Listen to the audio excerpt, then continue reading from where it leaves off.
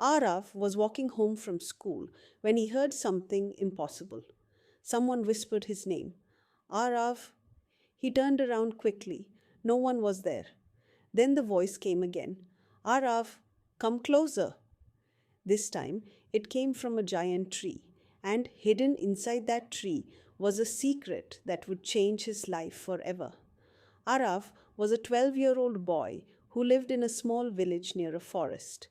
Every day after school, he walked the same path home. The road was quiet, birds sang in the trees, nothing exciting ever happened. At least, that was what Arav thought. One evening, the sky turned orange as the sun began to set. A cool wind moved through the forest. Arav adjusted his school bag and continued walking. Then he heard it. Arav!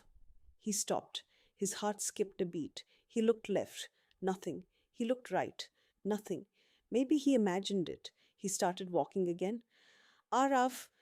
This time the voice was louder.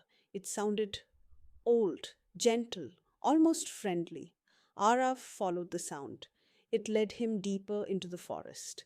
Soon he stood before the largest tree he had ever seen. Its trunk was wider than a house, its branches stretched across the sky, and carved into its bark was a strange glowing symbol. Arav slowly stepped closer. The symbol began to shine brighter. Then something unbelievable happened. A small door appeared in the tree trunk. Arav stared in shock. The door slowly opened by itself. Inside was a tiny wooden box. His hands trembled as he picked it up. The box felt warm, very warm, almost alive. He opened it carefully. Inside was a golden key. The key glowed with soft blue light, and attached to it was a small note. The note said, when the moon becomes silver, the key will show the way. Arav read it 3 times. He had no idea what it meant, but he knew one thing. This key was important, very important. That night, Arav couldn't sleep. The key rested on his table. Every few minutes, it flashed with blue light. Outside, the wind grew stronger. Clouds moved across the sky. Then the moon appeared, bright, silver, just like the note had said. Suddenly, the key began to float. Arav jumped from his bed. The key hovered in the air, then it slowly moved toward the window.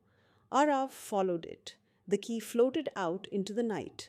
Without thinking, he climbed outside and ran after it. The village was silent. Everyone was asleep. Only the key's blue light guided him. The key led Arav back into the forest, deeper than he had ever gone before. Soon he reached a clearing. In the middle stood a stone arch covered with glowing vines. There was no door, only an empty arch. The key floated forward, then it slipped into the air itself. Click! A sound echoed through the forest. A bright blue doorway appeared. Arav's eyes widened.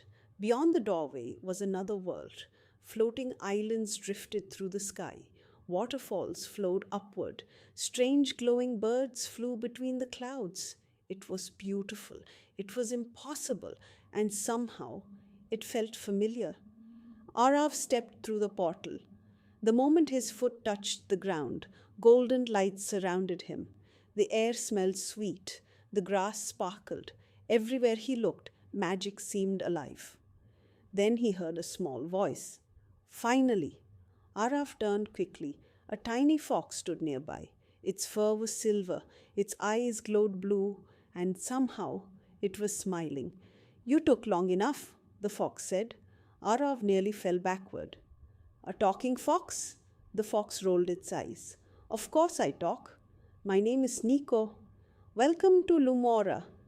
Arav looked around. Lumora? The hidden world, Nico explained, the place between dreams and reality. For hundreds of years, special children have found their way here. Arav stared in amazement. This is real, Nico smiled. More real than you think? Suddenly, Nico's smile disappeared. His ear stood up. Something was wrong. What happened?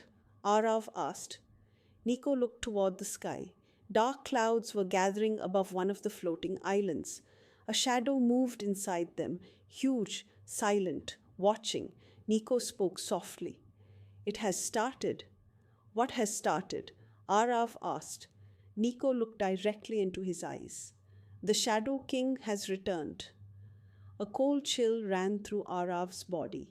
He didn't know who the Shadow King was, but something told him this was dangerous, very dangerous.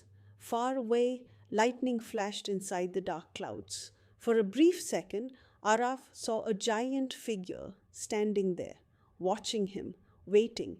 Nico turned toward Arav. The key chose you for a reason. You may be the only one who can save Lumora. What do you think is hidden inside the Shadow King's castle? Tell us in the comments and join us for episode 2.